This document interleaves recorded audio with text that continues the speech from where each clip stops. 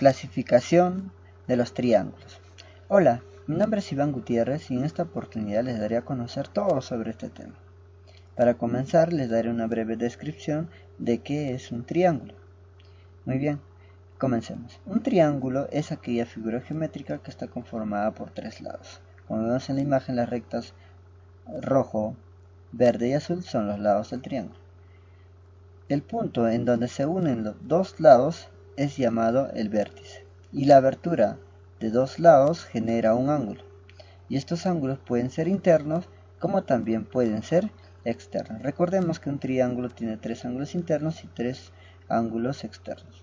Veamos dos clasificaciones de estos triángulos. La primera, según sus ángulos, y la segunda, según sus lados.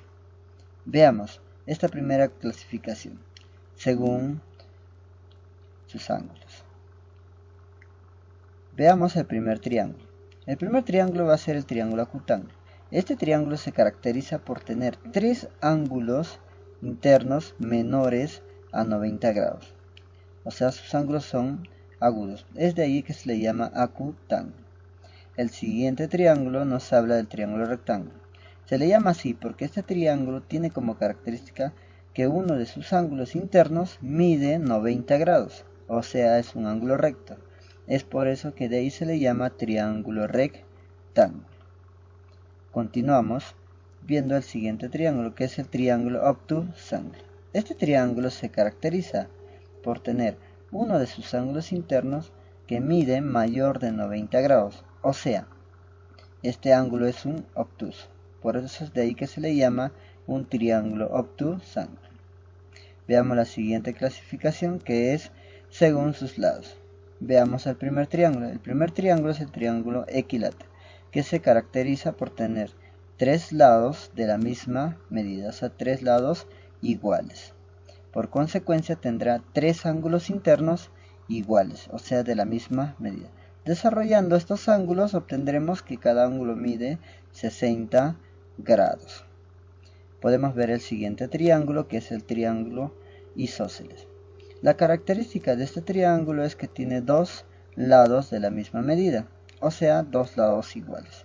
Veamos, por consecuencia también tendrá dos ángulos iguales de la misma medida. Estos ángulos están al sentido opuesto de los lados iguales. Y por último podemos ver el triángulo escaleno. Este triángulo se caracteriza por tener tres lados de diferente medida, o sea, son tres lados diferentes. Por consecuencia también va a tener tres ángulos internos de diferente medida. Es por eso de ahí que se le llama triángulo escaleno. Veamos la relación que existe entre estas dos clasificaciones. Hemos visto según sus ángulos, según los lados.